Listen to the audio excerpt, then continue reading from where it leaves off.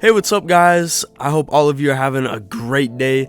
I know I'm about to because we are back reading another Diary of Wimpy Kid fanfiction story. Where today we got a really interesting story. It's called They're Under the Goddamn Ground, Greg. So, assuming just off of the title, we got some monsters that are under the ground that are just grabbing people and taking them down. I've read the first page and that's pretty much what I got from that. So, really interesting plot to the story here. However, this is a shorter story. It's only around 10 pages, so let's see how Greg deals with these monsters that are grabbing people and dragging them underneath the ground by hopping into the first page of They're Under the Goddamn Ground, Greg. Monday. So it finally happened. Our fucking school cared so little about our safety that someone went missing. Craziest part is that they went missing in broad daylight. It was at recess, and Chirag bet everyone that he could run all the way to the tree line and back without the teacher seeing. I mean, if he did it, he would win around $30 total. He actually got all the way out there and was running back to the rest of us when one moment he was there. Shit, I didn't think he could do it. Now I owe him $5. Give me all your money, suckers. In the next, it was like he was being swallowed up by the ground. It was the craziest fucking thing I've ever seen. Oh shit, fuck, help me. What the fuck is happening to me? Okay, like everyone's seeing this, right? I'm not crazy, right? Riley and I ran to tell a lunch monitor, but they didn't believe us. So now I guess the school doesn't give a shit and I have to figure this all out. It wouldn't take long for me to get an answer about what happened to Chirag. I was on the bus home that afternoon when we were going down one dirt road in town when we got hung up when the bus stopped. I thought it was just a pothole or something. It turned out not to be. Some fucking thing just burst out of the ground and grabbed onto the bus. The driver started to floor it, but that thing managed to grab onto the back door of the bus, rip it off, and start dragging kids out to eat them. Fucking help! This thing ate like 4 kids and went back underground. Holy shit, we are in some big trouble now. Someone call the cops or something. Okay, we got our first look at the monsters that are going to be the main kind of villain of this story. And that's an interesting look. It's kind of like a plant or something. I honestly don't think I've ever seen anything like this. It's kind of like those guys from Alien that like pop up and grab onto your face. That's the only thing that I could think of right now that they kind of look like. Anyways, let's get back to the story. Tuesday. I was surprised that the school was not closed for the day since 4 fucking kids died yesterday. I asked my parents and they said that the school said it wasn't on school grounds, but they'd have an assembly with grief counselors. They had an assembly alright, but this dude is no grief counselor. Kids, my name is Bert Gummer, and I'm here to tell you some critical need-to-know information. Your bus was attacked by a creature that is known as a graboid. What the fuck kind of grief counselor is allowed to carry a fucking gun in a school? He did tell us all about these graboids, and the fact that they turn into other creatures. After the assembly, this Bert guy just kind of went into the playground and started playing with a toy car that he had taped a bunch of explosives to.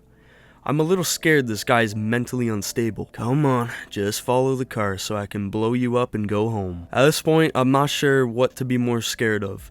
The underground creature or the middle-aged guy playing with bombs on the playground. Bert screwed around with the explosive RC car for a few hours, but nothing happened, so I guess he went elsewhere. That elsewhere was, I guess, right over to Riley's house. Riley called me saying that I had to see what had gone down in his backyard. Greg, we're saved. That monster thing is dead in my backyard. I guess Bert had managed to blow this thing up, but I'm not sure why he hasn't cleaned up the mess afterwards. Lazy asshole. Thank God it's not my house, or Dad would make me clean this up. I went home and I figured I could sleep soundly knowing the monster was dead. Of course, I was wrong. I don't know what is making all this noise, but it sure sounds like there's going to be another grief counseling assembly tomorrow, Wednesday. So good news and good news, but then some really bad news. So no grief counseling today, and since so many people weren't there, they let us have an all-day recess, which went pretty cool until this shit happened. These things that look kind of like the other things showed up and started to attack. I don't know what the fuck these things are, but they're really loud and they seem to be hungry. We all ran back into the school and were greeted at the door by this. Guess I spoke too soon about no grief counseling. Everyone in the school and hide your body heat. The dude was literally in what looked like a tinfoil hat and a coat and was firing a fucking gun around kids. I mean, it was to kill monsters, but fuck. As many people ran inside as could, but some kids still got eaten. This is so fucking scary. The teacher shut the doors and Bert told everyone to get on top of the roof, but the doors didn't hold for long. It was fucking chaos in the halls as everyone ran for the second floor roof access. No, Fregley! Fuck! They got him! I felt like Fregley would have been like one of the most protected people because he's just so fucking random that they would just think that he's like one of them or something like that, but I guess not. They're just gnawing on his leg right there. Ah, that's terrible. I guess the local preschool also came to hide here because their building only had one floor. This went even worse than you would think because of course 3-year-olds really can't run that fast and are bite-sized. No! Manny! Fuck! That's even worse than Fregley. That's so much worse. If anything, I thought he'd be like the mastermind behind everything and he just got eaten. Damn. Holy shit. Manny! This is personal now. I needed to get revenge on these things. When I got to the roof, I went up to Bert and asked him for the biggest gun he had.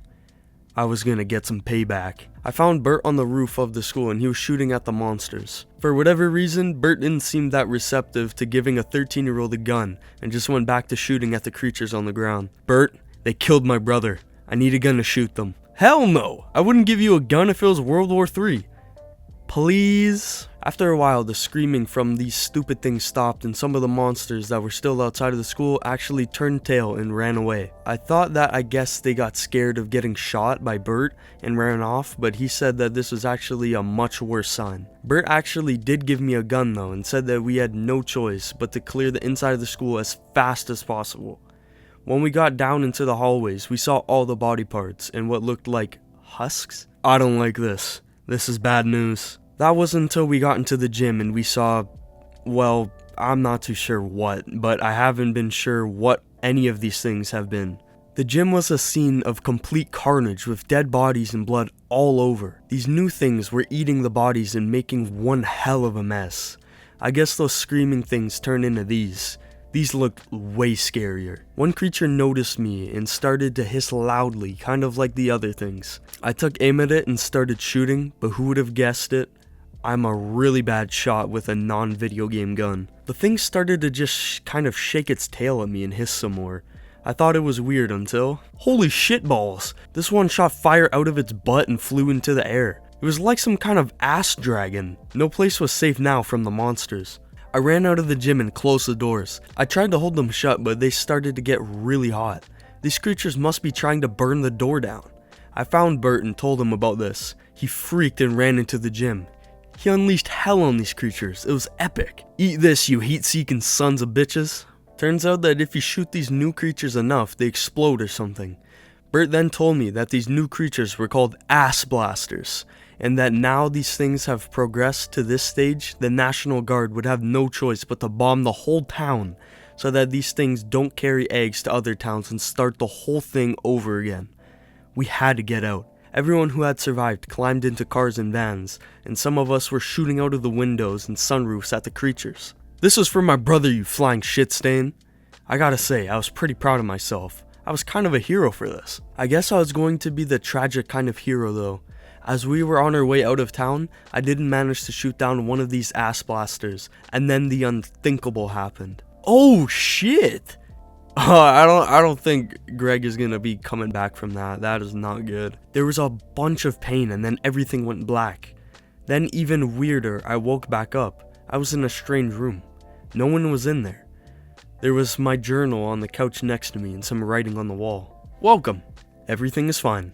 I had no idea where I was, but hopefully I could get some answers.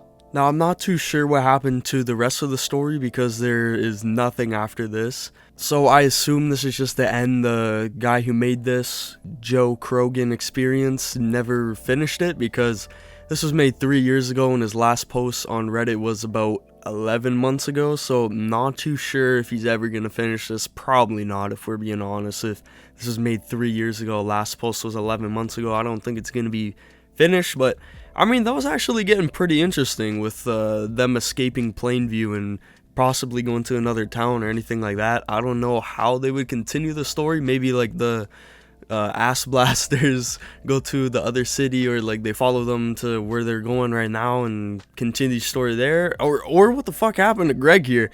He got his head ripped off and he just wakes up in a room that says welcome, everything is fine.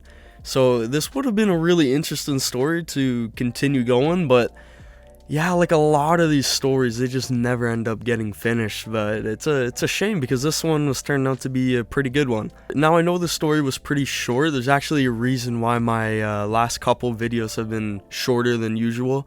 I'm working on a whole bunch of stories that are pretty long. I'd say around like 100 pages plus.